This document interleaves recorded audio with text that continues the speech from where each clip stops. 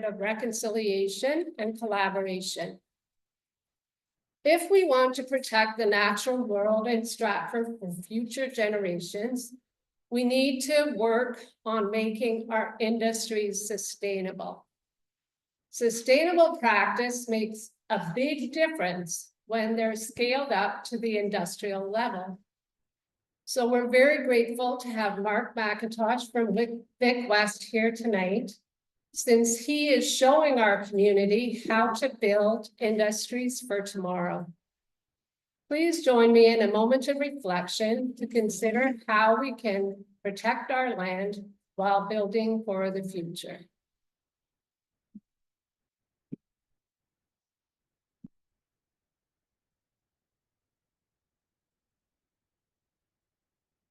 Okay, and now Bill James Abra is going to come and talk to you just for a minute about climate momentum and an initiative.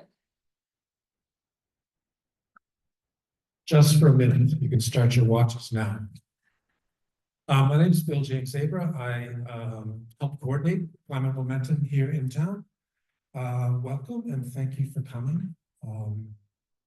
There is no climate conversation series if people don't come to have the conversation. So thank you for your contribution to this evening. I want to thank Sheila Clark and her working group especially. They're the driving force behind the idea of this series and the whole sequence of them. This is number 8 in the series. It's been a phenomenal amount of work and energy that's gone into it, and they've come off really, really well. So kudos to Sheila and her group for coordinating it.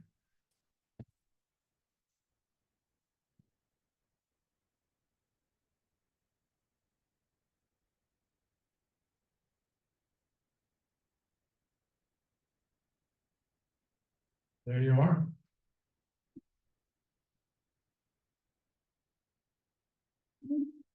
And thank you too to the city for its generosity. We have the use of this auditorium free of charge to us, and we have the help of Tanya and Mark with us every session to help us with sound and tech and things that would be abysmally going awry if they were left in others' hands.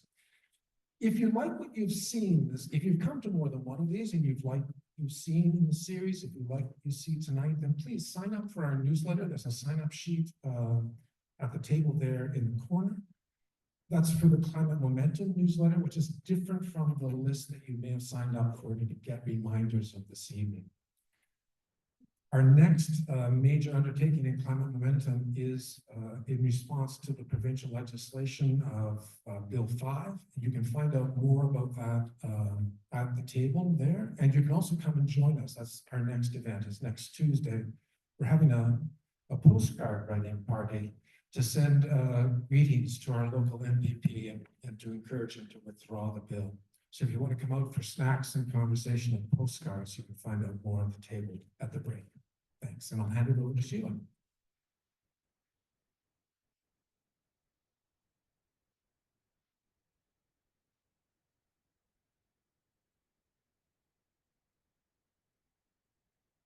First of all, I would like to welcome the folks online, because this conversation is being streamed, as is our next one.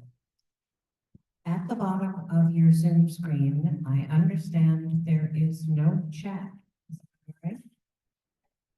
There is just Q&A, and that's fine. If you have questions or comments, you can put those in Q&A, and they will be monitored by Glenn Thompson here and by Anna Stratton at home. So they will hopefully flag us with anything that is an important question coming from home. Now, thank you for coming on a pretty miserable night, but we're really grateful to have you. And as James said, as Bill said, this is our 8th one. It is actually our penultimate. The next one in June will be our last. And we've been so grateful for the response of the community. They've ranged, according to the topic, they've ranged from standing room only to a comfortable seating, which is what I see tonight, and that's perfect for conversations. So it's been a journey. Later on, we will ask you to state your needs, your climate needs, and what you think you need to move forward on a little piece of paper so that Climate Momentum can do that. Now, it is my pleasure, indeed a pleasure, to welcome our speaker tonight. I went to visit Mark at Vicwest, thinking he might like to be part of a panel or something about circular economy, because we felt that that was an important next step in our thinking.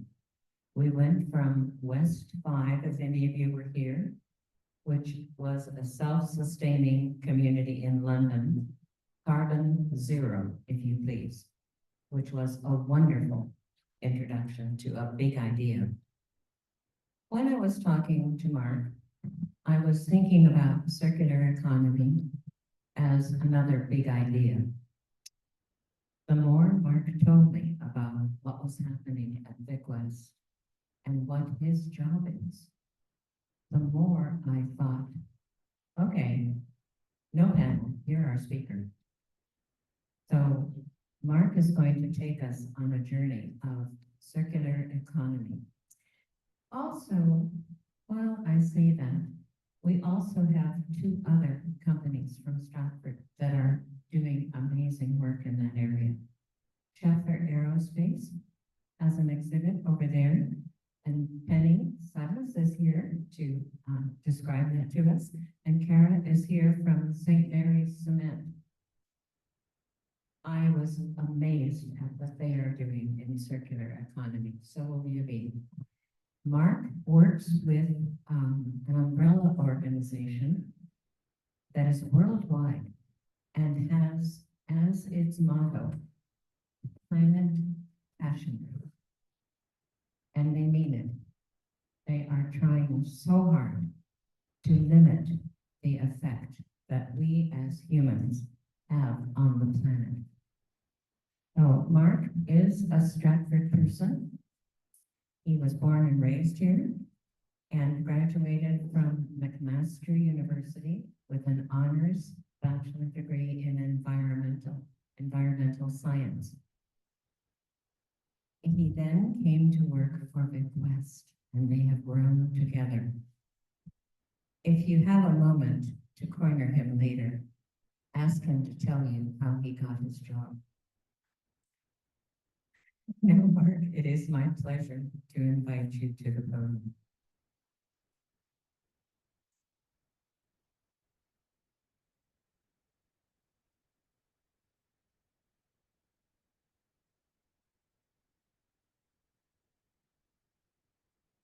Well, thank you guys for having me and for coming out tonight.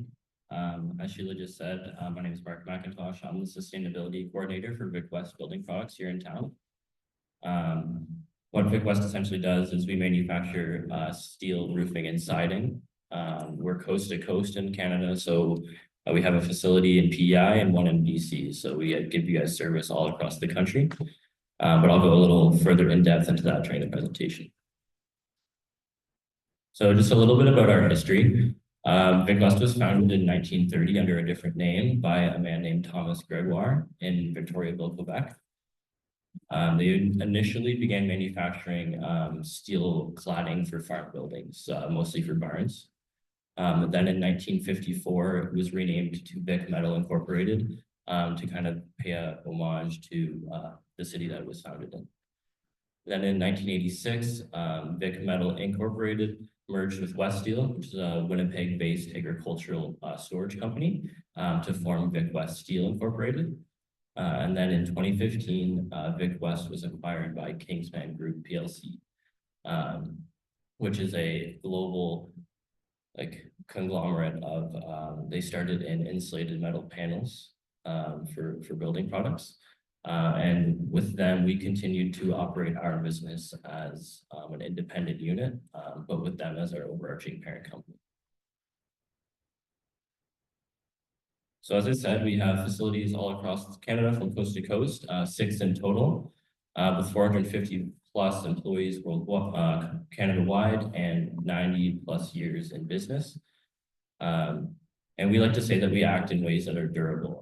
As many of you know, Canada has some harsh climate coast to coast. Depending on where you are, it can be snowstorms, even like hurricane remnants, tornadoes, things like that.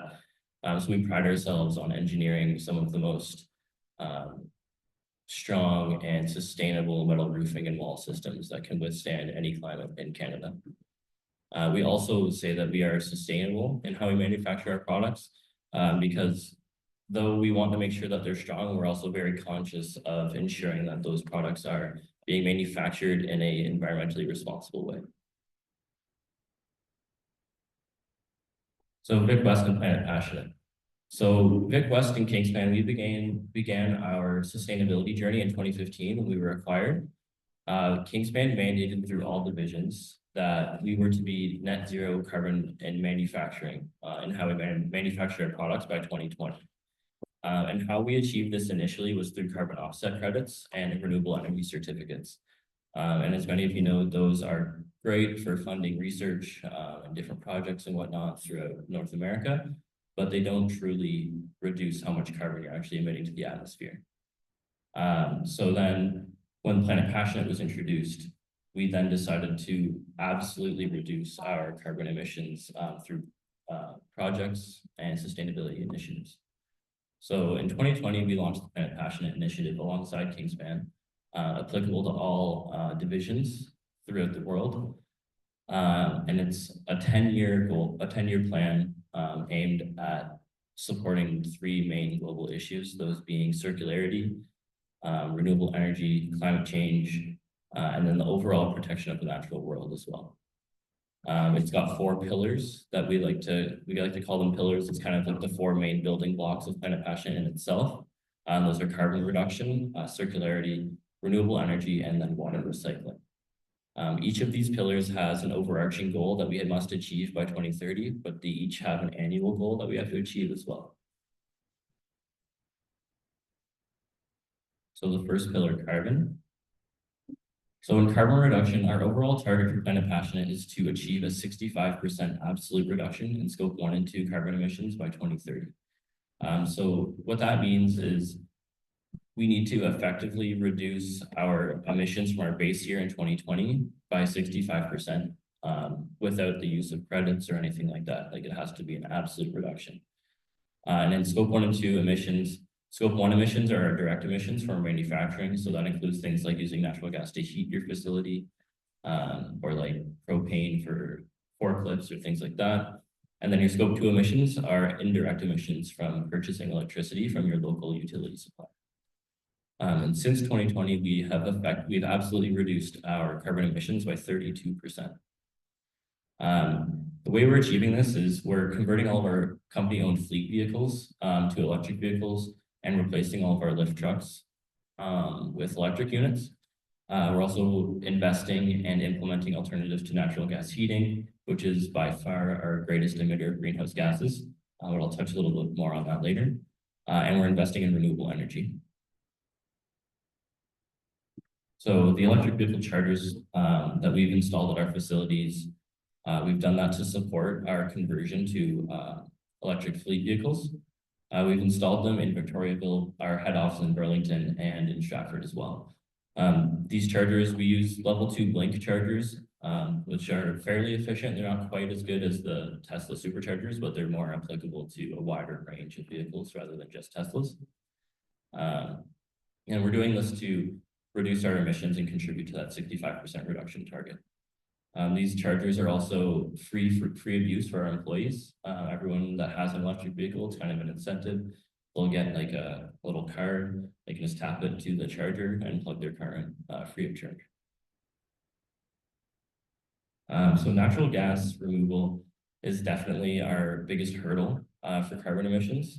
It accounts for over 60% of our overall scope 1 and 2 emissions. And that's purely for heat. So Vicwest We are what we call a cold manufacturing process. We don't use any heat in our process. We buy steel coils and we shape them through roll forming or through punching. So natural gas use at our facilities is purely for heating. And that's still over 60% of our emissions.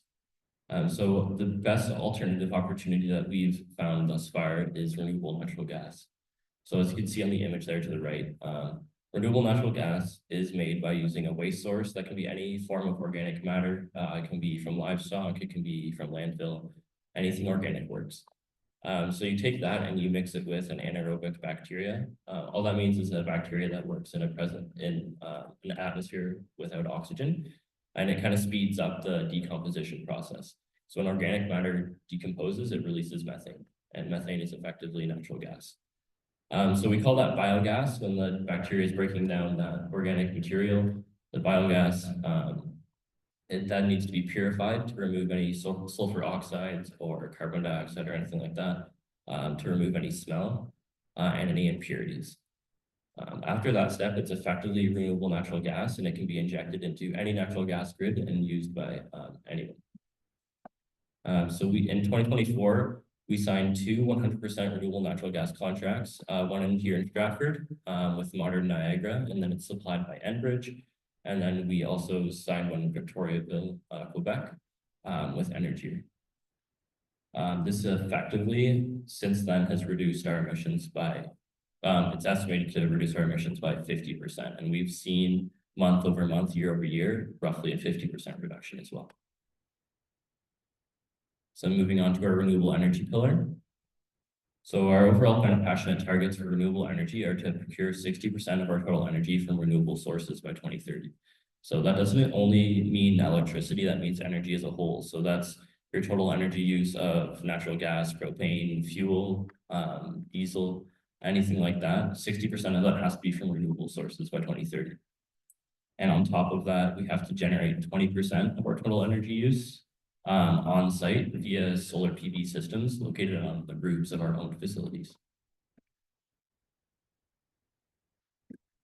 So our facility in Victoriaville is by far the most, is the closest to carbon neutral.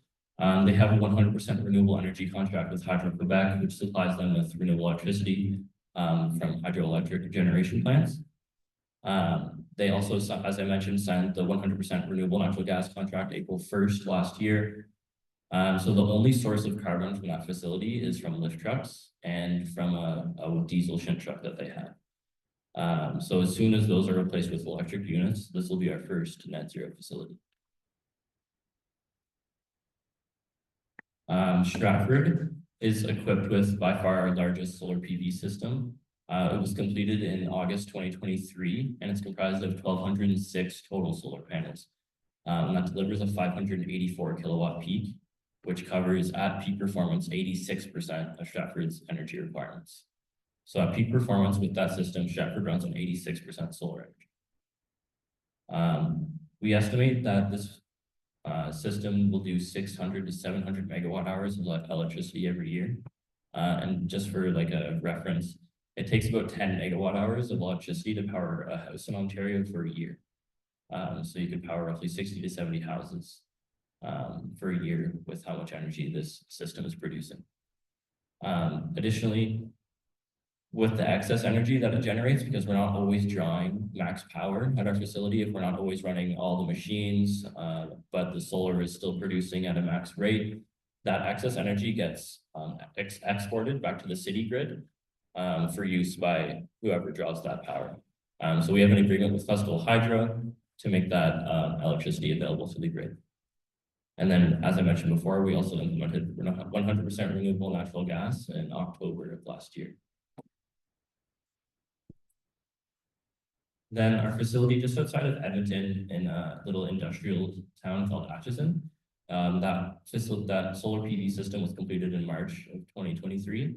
It's a lot smaller at 504 total solar panels and a 240 kilowatt peak. But because of the size of this facility is a bit smaller, it covers 94% of the total energy requirements of this facility.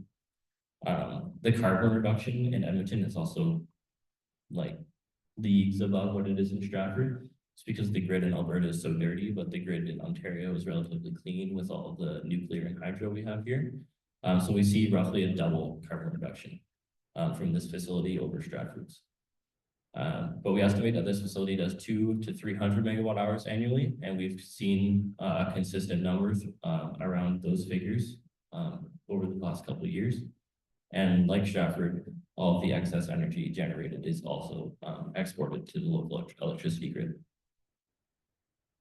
Here's just some photos of Stratford on the right of the screen and Edmonton on the left. You can see that Stratford almost looks endless in that top right photo, and Edmonton's definitely a lot smaller, but both very impressive facilities. And that is an energy efficiency project. We installed something called a solitube, which is a natural daylighting system.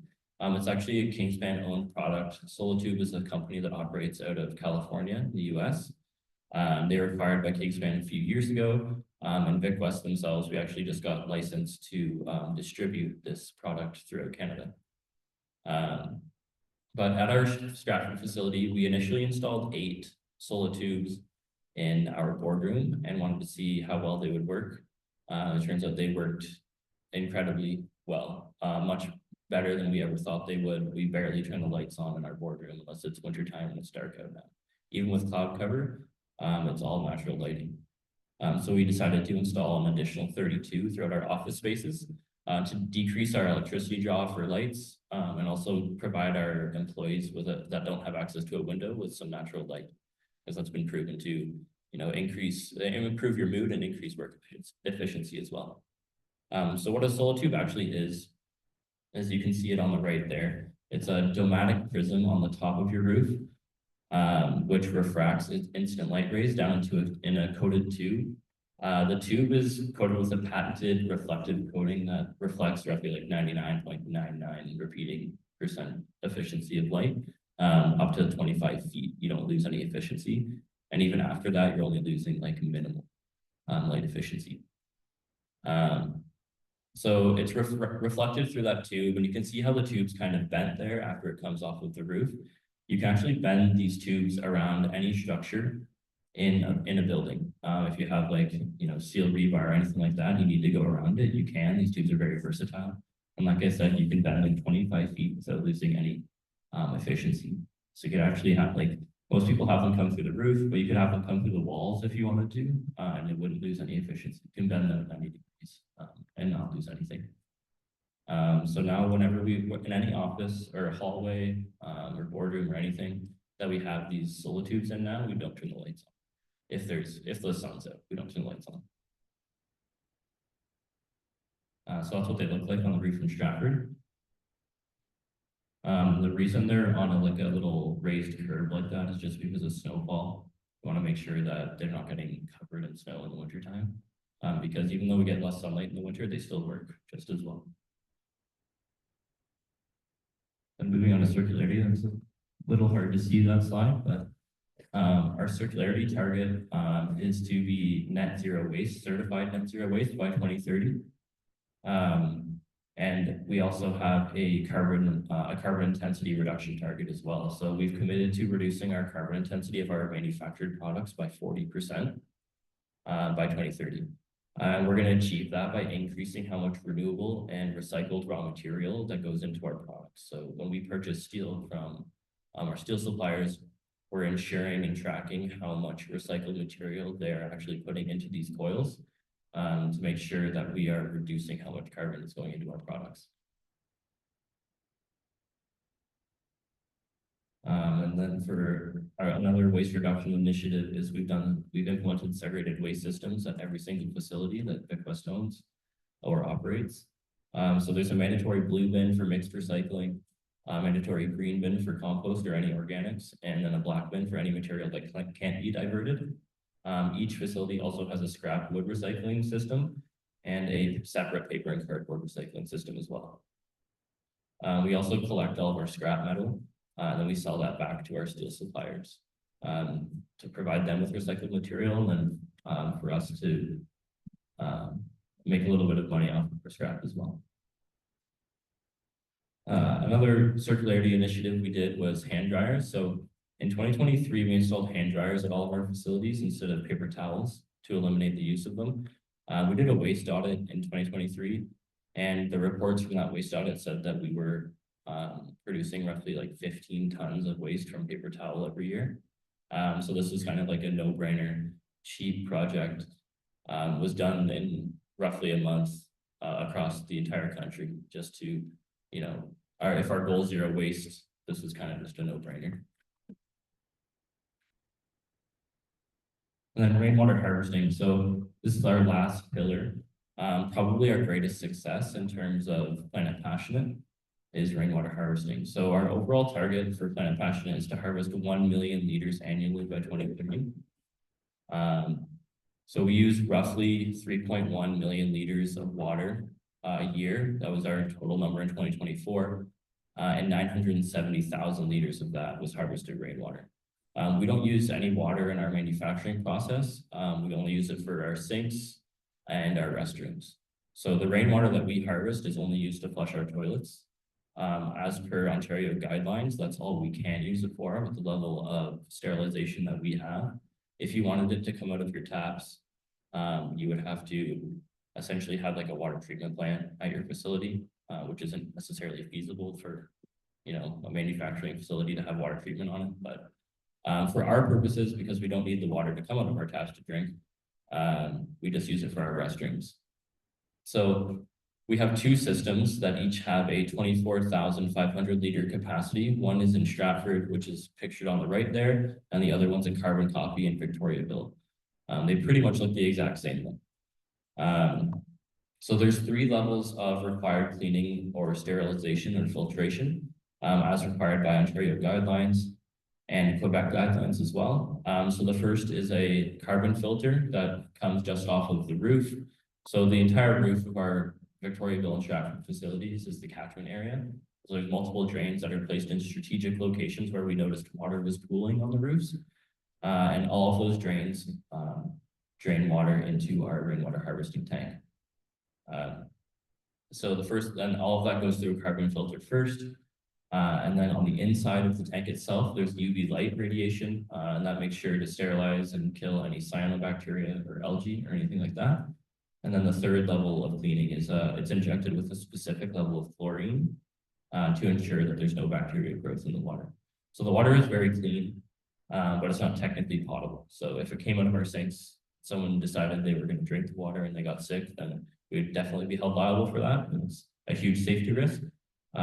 So even though the water's clean, it's only allowed to be used for our restrooms and for our toilets.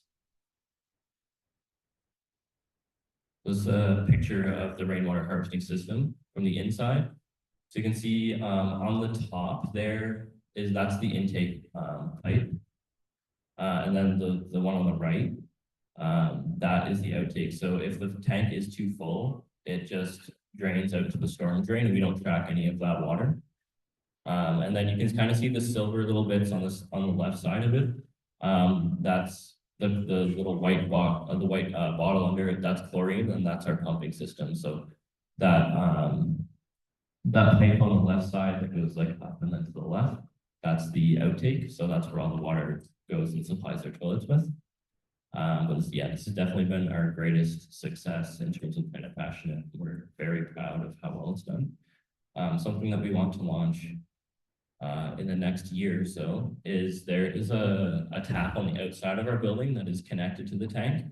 And we want to make all of our harvested rainwater available to the community to just like come up, fill a water jug or a water barrel or anything with as much rainwater as you can take, and then just go on your way free of charge. Just something to supply people with free water and to support our community as well. There's a little bit of health and safety we have to do though, so we'd have to have like a sign saying don't drink it, because if someone comes and gets some water and drinks it and gets sick, that's definitely our fault. So we just got to make sure we're doing our due diligence there. And then I'm just going to touch on how Kingspan as a whole has performed at Planet Passionate since its inception. So the overall targets, as I went through before, are 65% reduction in Scope 1 and 2 emissions by 2030.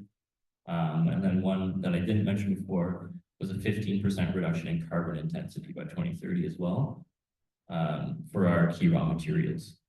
So that's kind of putting the carbon reduction on our scope 3 emissions from our suppliers. And then zero emission company cars has to be greater than 90% by 2030.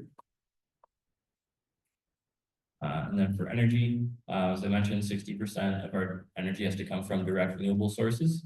And any large Kingspan energy consuming site has to be ISO certified in 50001, which is an energy efficiency and energy management international standard. That doesn't apply to Vicwest. To be a large site, you have to consume greater than 5 gigawatts of energy every year at one specific site. Vicwest consumes across Canada roughly 7 gigawatts per year. So we don't qualify for that at any one of our specific sites. So we're free from that target. We also have to install solar PV systems on all of our own facilities by 2030. So for Vicwest, we have 2 more facilities that we own that we need to put solar PV systems on by 2030 to complete that target. And for circularity, as I mentioned, the zero company waste to landfill by 2030, and then that recycled and renewable raw material target, 1.5 million tons of raw material has to be recycled or renewable by 2030 every year. That's across all Kingspan divisions though combined, so it's all cumulative. And then in the name of circularity as well, Kingspan as a whole has to facilitate 20 product take-back schemes. So what that means is when our products reach their end of life, we have to have some sort of recycling scheme in place to be able to take that product back and make sure we're putting it into that like name of circularity, either reusing it or recycling, anything like that. For Vicwest, because all of our products are made of steel, we don't necessarily really have to worry about this target because any construction company or demolition crew or anything like that that is taking out a steel roof or a steel siding or anything like that, they all sell it for scrap because it's worth money. So no one's going to throw it out. As many people know, steel is infinitely recyclable. As long as you're using the proper methods of manufacturing, you can just throw as much recycled material in there as you want. So for us, we're exempt from that target as well. And then for rainwater, Kingspan's overall goal is to harvest 100 million liters every year by 2030. So on how we've performed thus far, the font might be a little small, but so you can see there it says underlying business and whole business. What underlying business means is who was part of the Kingspan group in 2020 when Planet Passionate was launched. The whole business includes any acquisitions after 2020. So we focus mostly on the underlying business because that gives us a really good idea of how the businesses that were at the start of Planet Passionate, how we've performed overall. But we include the whole business as well, just to give us an idea of where we need to get as well. So I'm going to focus more so on the underlying business though. So for our target was 90% reduction in greenhouse gas emissions by 2030 in 2024. That was changed to a 65% reduction to accommodate the whole business side. But we were 80% of the way there already. So we were making huge gains in that department. And then our raw material target, we changed it from 50% to 15% to again accommodate not just the whole business, but the underlying business as well. We needed a little bit more time to work with our suppliers to get them on board with reducing their carbon emissions as well, and to make sure that we were sourcing our raw materials and anything that we put into our products responsibly. And then zero emission company cars, we were almost 90% of the way there as well. And then for our 60% renewable energy target, we were 43% of the way there, and 10% of our energy was being produced on site as well from renewable sources. If you include the whole business, that target was at 30%. So technically achieved once through acquisitions, but we're still working towards it as well. We were 62% of the way there to our zero company waste to landfill, so 62% reduction. And we successfully achieved the recycling PET bottles target. That one didn't apply to Vicwest because we didn't have any products that we could put PET bottles into. But for Kingspan as a whole, their goal was to recycle 1 billion PET bottles into their actual manufacturing processes. So PET bottles are just like simple, like the best example is your disposable plastic water bottles. So they were taking those bottles, recycling them, shredding them down, and using them to manufacture one of their products called quad core. So that quad core is a sandwich panel, a sandwich insulated panel. So it's got on one side a steel panel, then insulated foam made with the recycled PET bottles, and then another steel panel on the other side, and those are used to insulate buildings. So 75% of our businesses in Kingspan were manufacturing quad core using PET. And then for our rainwater harvesting target, 62% of the way there. So that means Kingspan as a whole is harvesting 62 million liters of rainwater every year. As I said, Vicwest, we don't use water in our process, but many Kingspan divisions and companies do use a lot of water in their process. So they're effectively decreasing their effect on the environment that way. And then Kingspan also successfully completed their ocean cleanup projects. They committed to completing 5 ocean cleanup projects by 2025, which they completed last year.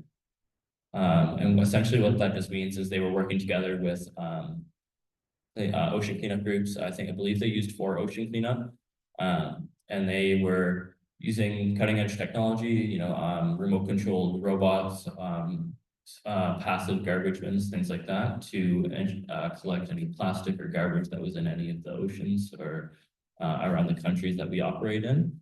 And then making sure that that collected material was all being disposed of responsibly as well. So they completed 5 of those last year. So in the name of Planet Passionate, Kingspan has completed over 400 projects worldwide. It's a massive number of projects. We've seen great success across all of our businesses as well. So just a few of these targets are repeating, but just to hit them home, with our acquisition, 61% carbon reduction since 2020, and without acquisitions, 80% reduction. So huge numbers there.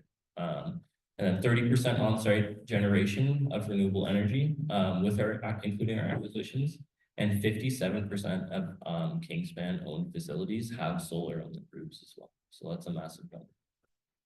Over 4 billion PET bottles have been recycled since 2020, and 1.1 billion were recycled in 2024. And then another thing that we like to touch on too is our community outreach projects. Over 250 plus community outreach projects have been completed in the name of Planet Passionate.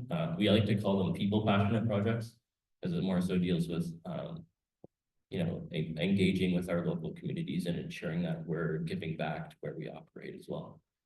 So things like that for Vicwest, what that was in Burlington, we contributed 300 trees. We went and actually planted 300 trees in a park, kind of as a retaliation project. Is someone went to a park and cut down this really old tree without a permit. So in retaliation, we partnered with Burlington Green Eco Group, and we planted 300 trees instead. So whoever cut that tree down did some good, I guess. And then we also planted, I think, 75 to 80 trees in Victoriaville as well last year, during Planet Passionate Week, we call it. So we're looking to do more things like that. Probably one in Stratford this year. Hopefully one in every facility we have throughout Canada, just to give a little bit back to the community and just show everyone that we really do care about this stuff, and we're putting our money where our mouth is for sure. I believe that is everything so far from me. Thank you guys again for listening and for coming out tonight. I really appreciate it. If you have any questions, feel free to ask. I love to talk about this stuff all the time. So it is my job. So I do love, but I do also love it. Thank you.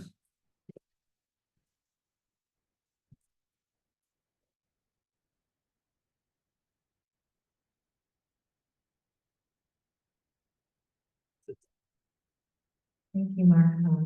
We'll do our formal thank yous in a minute, but first we'll open the floor for questions. So if you'd like to come back and take the mic, Alex has volunteered to run around and. Perfect. And I have a couple of questions from online I'll deal with in a minute.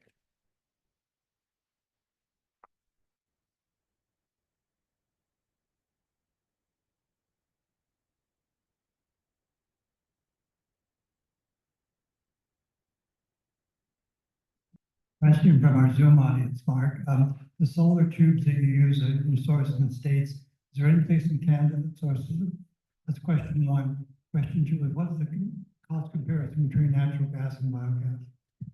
So for the solar tubes, there's no one in Canada that manufactures them. And as far as we know, because it's a Kingspan product and we're the only Kingspan division in Canada, we're the only ones that distribute them. I think like last year, they just got licensed for distribution. They had to get fire rated and all those other things for under Canadian regulations. But Vicwest is the only company that distributes them right now. I believe you could buy them from Solitude themselves and they could ship them to you, but it probably makes more logistical sense to just buy them from a Canadian company. Shipping wise, it's probably easier. And then as far as natural gas goes, renewable natural gas is much more expensive. In Victoriaville, it's probably 3 to 4 times as expensive. In Stratford or in Ontario, it's probably around 4 or 5 times as expensive. So it's definitely a huge monetary investment. And we like to think of it as kind of like an interim fix until we can, you know, find a more realistic and long-term solution to reducing our carbon from natural gas. But right now it works, and we're actually funding, you know, an alternative to greenhouse gas emissions. Where are solar tubes manufactured? Oh, they're manufactured in California. So tariff. They're not technically tariffed because I don't believe they're made of, I think they're a US MCAD or whatever that acronym is. So they're exempt from the tariffs right now. But I mean, we all know Donald Trump, that could change at any moment. Hopefully not, but yeah. Okay. Are there any other questions from the floor? Okay. I really enjoyed the presentation, Mark, thank you very much. I'm thinking of the 2 points that you made about the circular economy and the renewable energy. This question is probably a little different, but you're like in Vicwest, very much involved in Canadian Standards Association. Yeah. And I attended a conference last week in Toronto called Aging Canada 2040. And the element that comes behind this question is we're all fogies and use health services a lot, and we're put on the shelf. And yet you look around this room and you see what aging people are doing. Is there any discussion, do you ever hear it within your company about the renewable energy of the 65 plus population in this country, which is soon to be a quarter of the entire population? Renewable energy of people and our population. You know, that's actually a great question. As far as like renewable energy of like people goes, do you mean like making it accessible to an aging population, or like investing in the aging population? I'm thinking of a contributing aging population so that you young guys don't have to carry that 25% on your shoulders and not be able to buy a home or be able to afford a standard of living. And I think the plus 65, what CSA is talking about, is getting ready to be much more of a contributing sector of the population and wants to be seen as that rather than be put on the shelf. Yeah, no, that's a great point. And as far as Vicwest goes, there's not a huge discussion around that specifically, but there is a discussion about, you know, everyone in our company being a steward for that exactly, you know.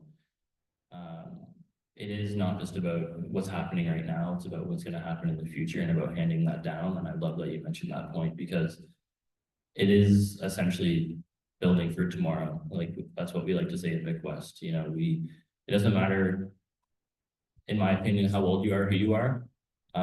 It's our responsibility to hand something down to the generations to come and to ensure that we're all doing our part, regardless of our ability. Thank you. Cheers. And there were a couple back there.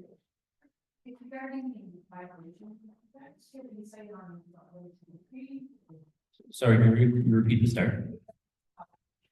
Oh, yes. The vast majority of it's plastic for sure. Definitely single-use plastics, things like plastic bags.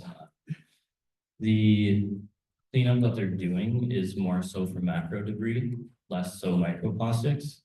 Microplastic projects are, if to say we leave those to the professionals, I would say. But for us, yeah, it's mostly either litter or disposable waste or a lot of plastic for sure. I think a big issue is recycling in the West. We love it and we like to contribute, but a lot of it does end up in third world countries where these projects are taking place. And then they're kind of left to their own devices to deal with this waste that we dump on them, or that sometimes they buy off us for the most part, to turn into recycled toys or things like that. But that's why in the name of circular economy, we need to start reaching for that zero waste to landfill target, to like actively decrease. Recycling right now isn't just enough, but we need to get to that point as well. But yeah, for the most part, it's plastic, I would say.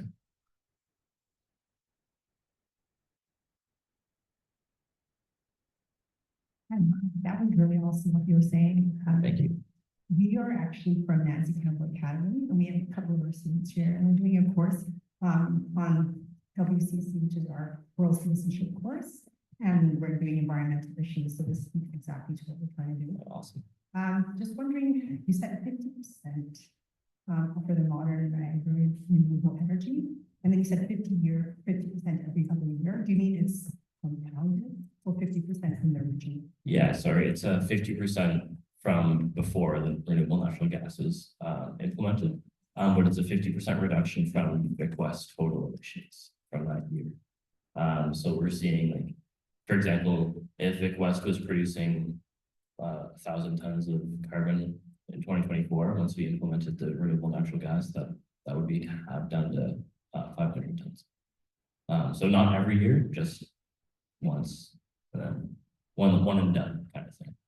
Yeah. Thank you. And then my second question was the rainwater harvesting. You said the target was 100 million liters per year in 2030, correct? Yeah. So did you guys do a study to see what the factors or the effects on the our ecosystem is when we're taking rainwater from the ground essentially, and then not allowing the ground to get nurtured? Yeah. The ground or the table waters and such? Yeah, we didn't do a study per se of like preventing any groundwater renewal from any rain. But being that the catchment area is just our roof and then our facility is located on concrete, any rain that would fall on that area anyway would just go to the storm drain. So we're not really stopping any groundwater renewal because the grassed areas are still getting good water.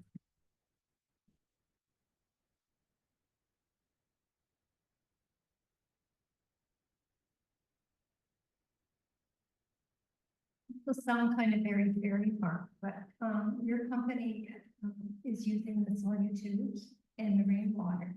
Government's talking about building modular homes. Have you shared that knowledge to say in the post office? What about using solitudes for the lighting systems and rainwater built into those homes? Yeah, that's actually a great point.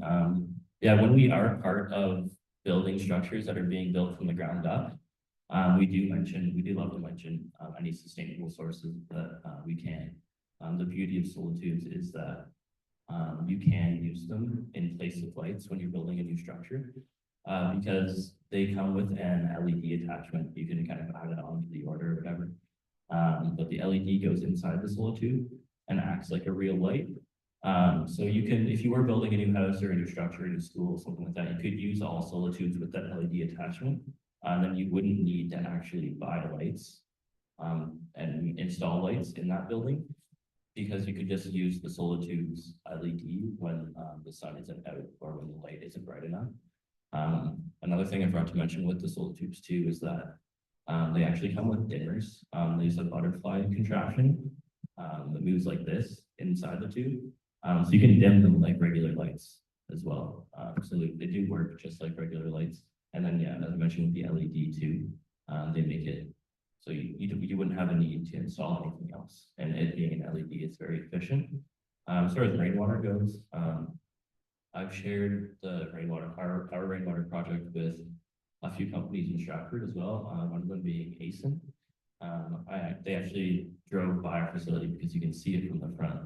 And they noticed the rainwater harvesting system, and they came in asking all of them because they're actually putting a massive addition onto their factory in Stratford. And they were very interested in, if they're gonna build up, why not install something like rainwater to, decrease their impact on the environment as well, so. Do you know what the cost differential is between doing it in a new build as far as retrofitting for the rainwater? For the solar tubes, it is definitely cheaper to do it as you're building. Our operations manager in Stratford wasn't super happy when we started doing solar tubes. He was obviously happy for the environmental portion of it, but not just because we had just got our roof redone. And then they started coming through and punching holes through the roof. So he wasn't exactly happy, but it's much easier to build with the tubes than it is to retrofit them afterwards, because you do have to pay some roofers to come in, punch holes in the roof, build the curves, and then make sure it's sealed as well. So yeah, definitely, if you are thinking of building something, and you're thinking of using solo tubes or something like that, there are other products that are very similar to solo tube, but they're not called solo tube because it's patented. But I would definitely, if you're considering it, do it while you're building, not afterwards. Thank you, Rick. I'm going to refer to a question online. This is for all the business people online and in the room. The question is several-fold. It's asking about attitude of your suppliers and your customers and the cost factor. Are you running into backlash because of the moves that Vicwest is making that make it more difficult for you to use your circular economy products? That's a great question. So, in the name of suppliers, there definitely has been a little bit of resistance in terms of reducing their carbon emissions. We use a software called EcoBetas. It enables companies so we have an account with it for Vicwest, and then any of our suppliers, we send them a registration email and they can register for it. And it requires them to complete a questionnaire regarding not just the environment, but their ethics, their human rights policies, other things like that as well. And then it does a digital scrape of that company. So it looks through any social media, any news outlets, anything like that to get information on the company. And then it spits out a score out of 100. Anything under 40 is considered a bad score. Anything in between 40 and I believe 75, 70 is considered a good score. Anything above that is considered great. For our purposes, if we have a supplier and we make them all go through EcoBetas now, if they refuse, then we got some talking to do, but for the most part, we just don't deal with them. If they get a low score, we essentially make them come up with a corrective action plan. And if they do not want to do the corrective action plan, then we reevaluate our needs with that supplier and we'll find someone else. If they have a good score, as of right now, I'm not necessarily worried about a good score. If they have a great score, all the better. But that's just kind of what we use to ensure that they're going to be manufacturing their products in not only a sustainable way, but they're not violating any human rights. They're sourcing their material properly and their ethics policies align with our own. Awesome. It's like, I could only think as I listened to that, it's the reverse of the Trump questionnaires that go to the companies. Certainly. Yeah. It's commendable. We thank you very, very much, Mark. It has been an amazing presentation, and we have our work cut out for us, don't we, to look at how we can turn circular economy into our worlds. And I do hope at break time, please come back to your tables afterward and fill in towards the front. I hope you look at Scheffler and St. Mary's Cement. I know that there is a bag of plastic waste at St. Mary's Cement that has a home in production. it was very, very interesting, and Scheffler is doing all kinds of things at their company. So please do have a look at those and enjoy the lovely treats from Revel and the coffee and tea. See you after break.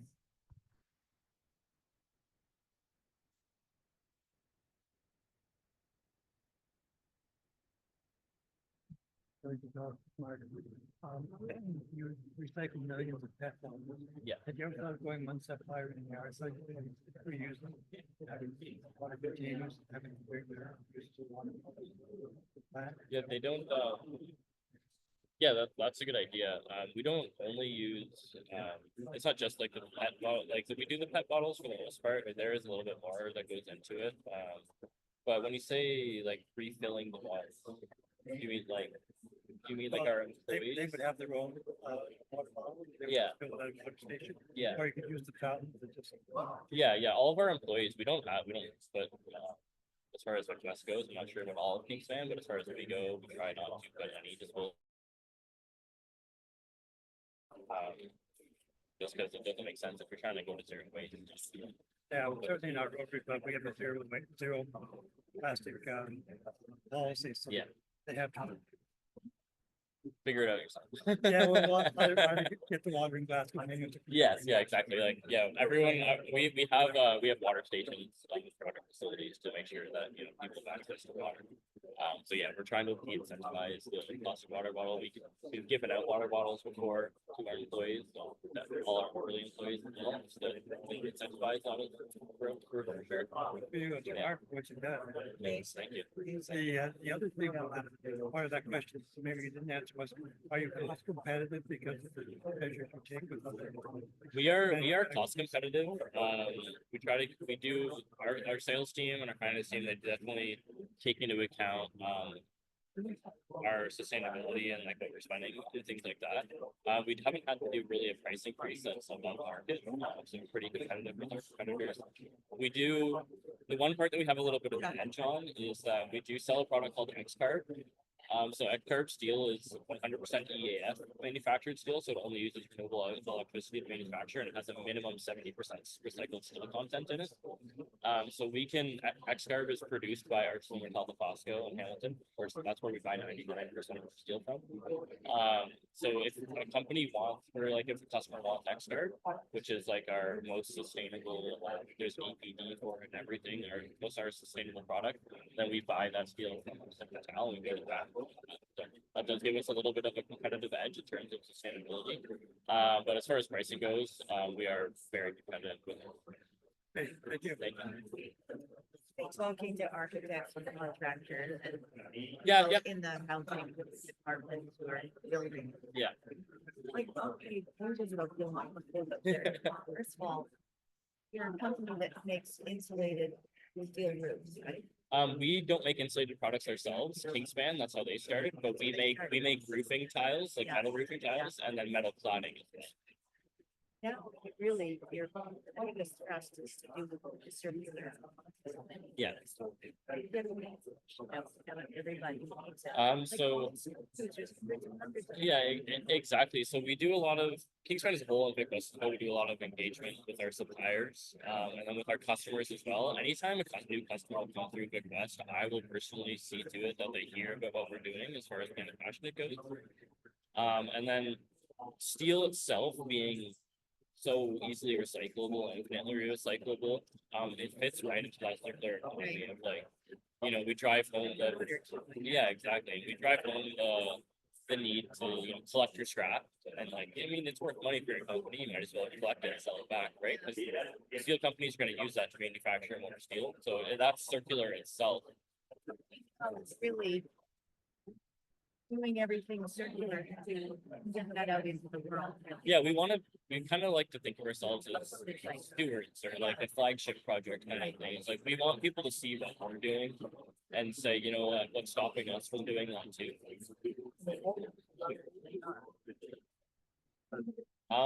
Through our advertising, we have a dedicated sales team. They drive around, they do cold calls, and they partner with like Home Depot and stuff like that. We sell lots of product to them. They know all about it. Oh, absolutely, yeah. Okay, one more question. Yeah, of course. Of course, we have in Stratford, we have very hard water, right? Yes, yeah, We have. yeah.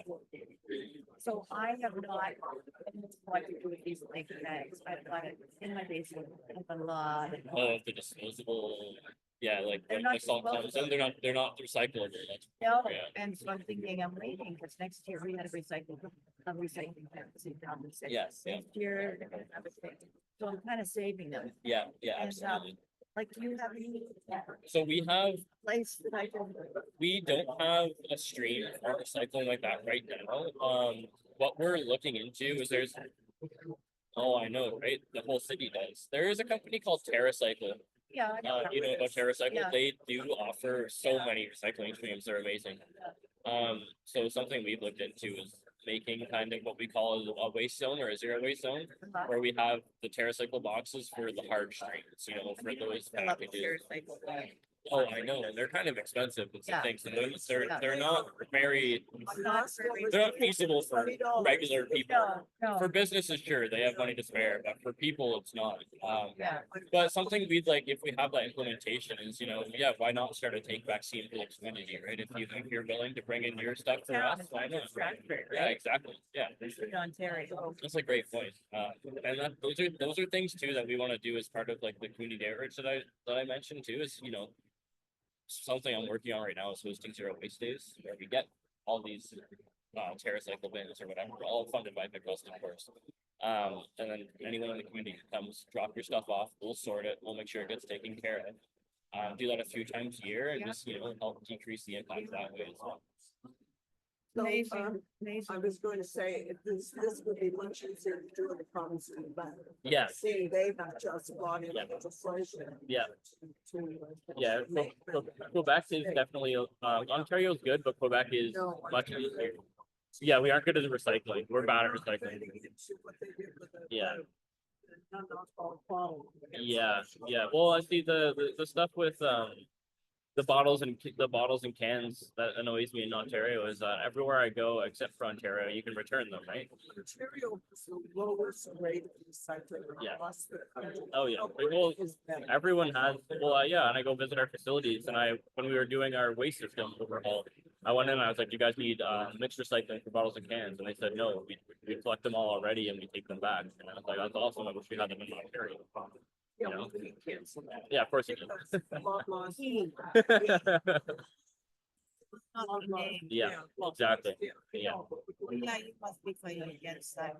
Yeah, it is a little difficult that way, yeah, it's hard to start the fight. Get your word out. I mean, it's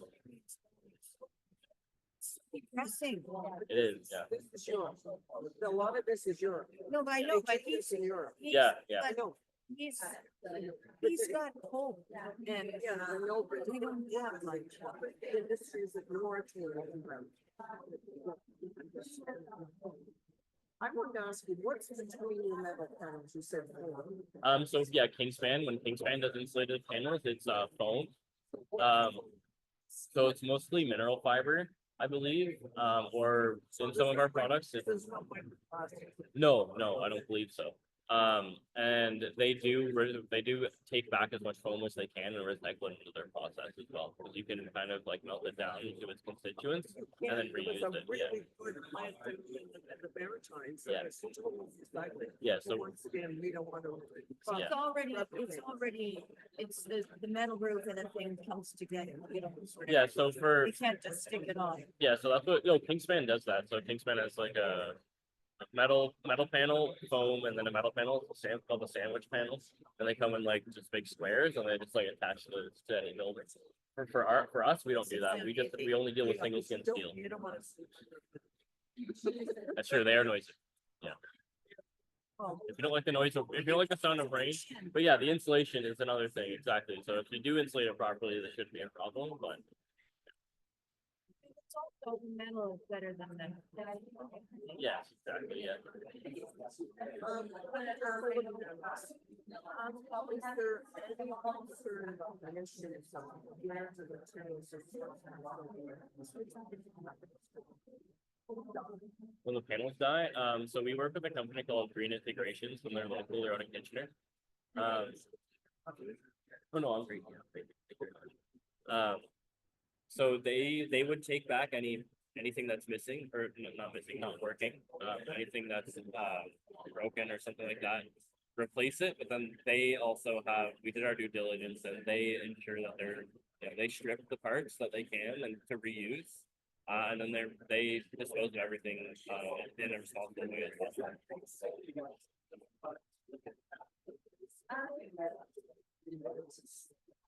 Yeah, I'm not sure exactly where they're sourcing.